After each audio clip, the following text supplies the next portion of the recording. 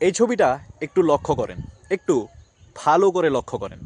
এখানে একজন মাইনকার চিপায় পড়ে আসছে, অর্থাৎ বড় ভাইরা ডাকছে না যাইলেও পারি না, এমন একটা সিচুয়েশন সাব্বির রহমানের ফেসের।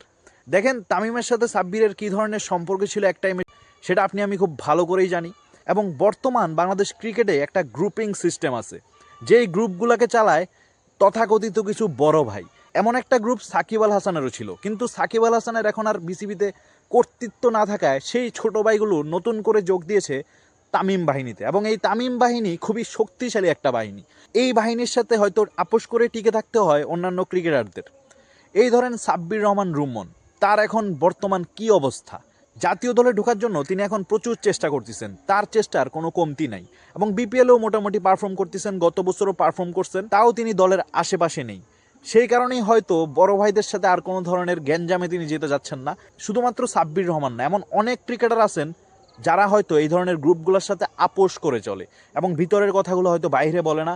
আপনি একটা জিনিস খেয়াল করছেন, এই প্রেস কনফারেন্সে মোহাম্মদ মিঠুন, মেহেদী হাসান মিরাজ এবং আরও দু একজন ব্যতীত যারা এসেছেন তারা হয়তো না পারতে এসেছেন, যে বড় ভাই ডাকছে না যাইতে পারি না।